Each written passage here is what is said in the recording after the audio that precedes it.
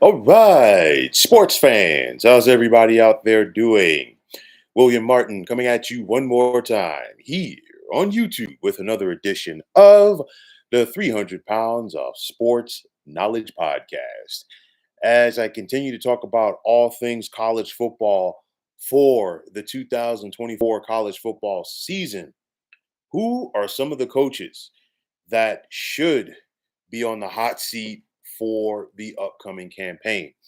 I'm going to focus on some guys in the Sunshine State. Now, I know last year, this time of the year, I said maybe Jay Norvell at Florida State if the folks in Tallahassee were not patient with him. And I think their patience has paid off in a great way.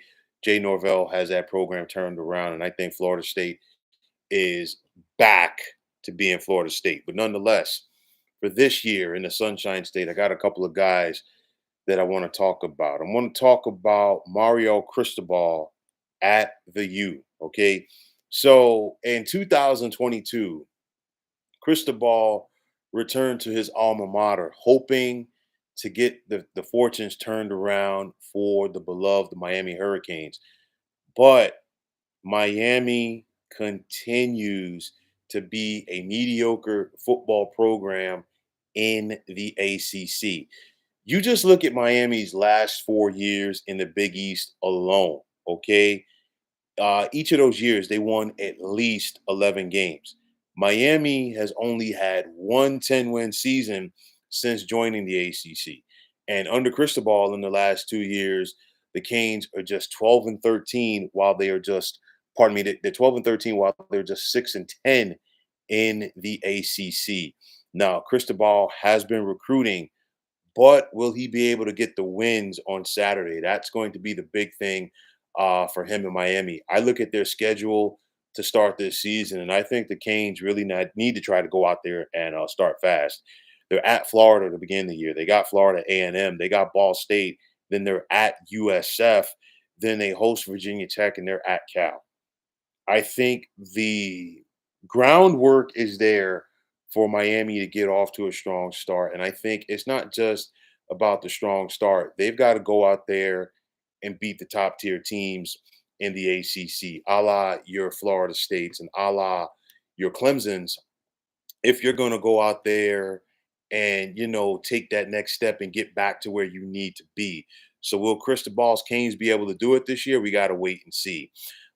Sticking in the Sunshine State with Billy Napier in Gainesville at the University of Florida. For the first time since 1938, the Gators are coming into a season with three consecutive losing seasons.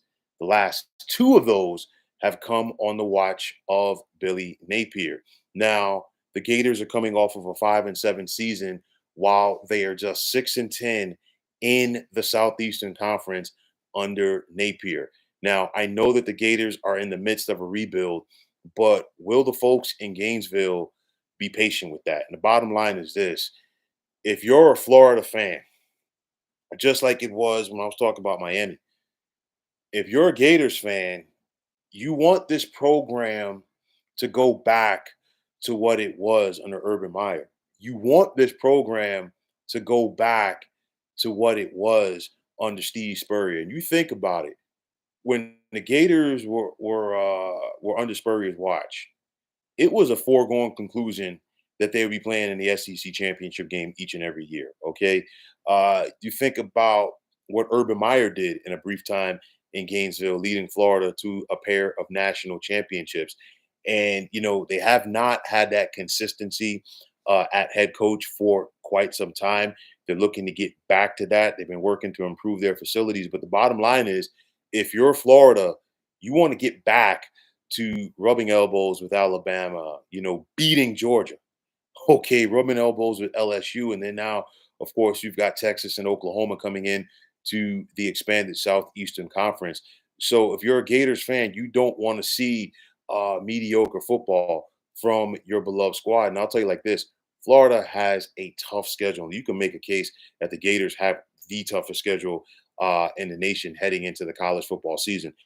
This is going to be interesting because Florida opens at home against the Miami Hurricanes in 17 days. And I guarantee you, the loser of that game, their head coach is going to be hearing a lot from the alumni and the media in that respective region. But after that, you figure Sanford, they host A&M, and then they're at Mississippi State before they're off to host a very good UCF team. A UCF team that some people think can contend and win the Big 12. They're at Tennessee. They've got Kentucky. Their annual showdown with Georgia in Jacksonville, at Texas. So you figure the back end of Florida's schedule for the month of November looks like this. They got Georgia and Jacksonville. They're at Texas the following Saturday. They come back to the swamp for LSU. Then the Saturday after that, they've got Ole Miss, and then they finish up at Doak Campbell against Florida State. That is a tough stretch for the Gators. Will Billy Napier be able to do enough to maintain his job? Only time is going to tell. Now, for Dave Aranda at Baylor, 3 years ago, he had the folks in Waco eating out of the palm of his hand. Why? Because his Baylor Bears were 12-2 and they won the Big 12 championship. But since then, it's been tough sledding for Dave Aranda and the Bears. They're just 9-16, which included going 3-9 last season with just 2 wins in the Big 12 conference. And in that crowded Big 12, I'll tell you like this: if you're Baylor, you cannot afford to get lost in the shuffle. So I look at it this year. Um, Two of their first 4 games, if you're the Bears, you're at Utah and then you're at Colorado. Actually, 3 out of the first 6: at Utah, at Colorado, at Iowa State. And the thing about the Big 12, there's really not a lot of wiggle room there to quote unquote say you can have a week off. So what is this Baylor Bears team going to do this year? And will Aranda be able to do enough to keep his job? Now, for Clark Lee at Vanderbilt, I mean, don't get me wrong, you really don't think about Vandy as a powerhouse, but the Commodores are 9-27 in the 3 years under him, which includes, excuse me, a pair of 10-loss seasons. Now, I know that not a lot is expected of Vandy, but will Clark Lee do enough to keep his job there? I'm not really, holding my breath on that one. And then finally, for me, Sam Pittman at Arkansas, and in his 4 years there, the Razorbacks are 23-25. His best season, of course, was in 2021 when he led Arkansas to a 9-4 campaign and an Outback Bowl victory. They went 7-6 in 2022 before the wheels fell off last year as the Razorbacks went just 4-8. And they started off the season 2-0. Things just fell apart after they lost at home to BYU, a couple of close losses there. You look at the close losses, they lost by 3 at LSU.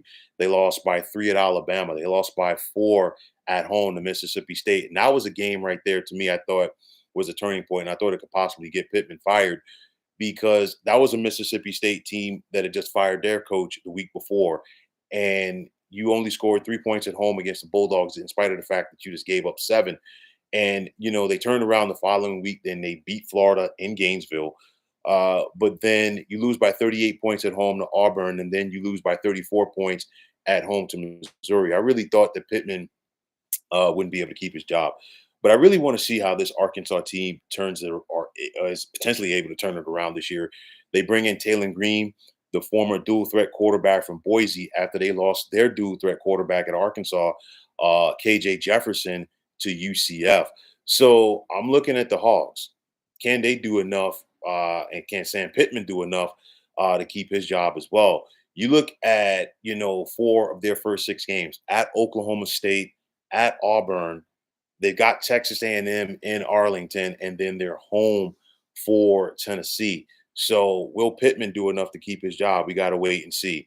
For me, I think the hottest of the hot seats, in my opinion, I think it's got to be Sam Pittman, and I think it's got to be Billy Napier. I really do.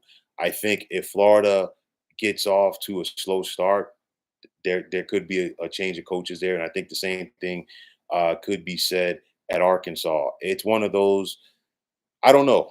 All right, if either one of those guys is going to do enough to keep their respective jobs. I mean, if Florida goes 7-5, is that going to be enough to keep everyone happy there? Because the Gators are not a championship team as of yet. If Arkansas goes 7-5, is that going to be enough for Pittman to keep his job there? Because again, it's one of those in that crowded SEC where there's nothing but heavyweights. Fan bases and alumni, they don't want to see their programs get lost in the shuffle, and it's not easy. I mean, you think about it. You got Georgia, you got Alabama. Auburn is starting to turn it around. You got LSU, you've got Tennessee, who's improving. Okay, you're bringing in Texas and Oklahoma, and I can just go right down the list here. There's really no Saturday off, and that's the name of the game. So the bottom line is you got to win more than you lose, but you've got to win and keep winning and keep your program relevant. Will these men that I just mentioned do enough to keep their respective jobs following the 2024 season? Only time will tell. But folks, that is going to wrap it up. And as always, I want to take this time out to thank all of you for tuning into the 300 Pounds of Sports Knowledge podcast here on YouTube. I want to take this time out to thank all of you fine folks out there for tuning in. And if you haven't already, please feel free to subscribe to this channel. Now, if you're on the X, formerly known as Twitter, please feel free to follow me at 300 Pounds of Sports.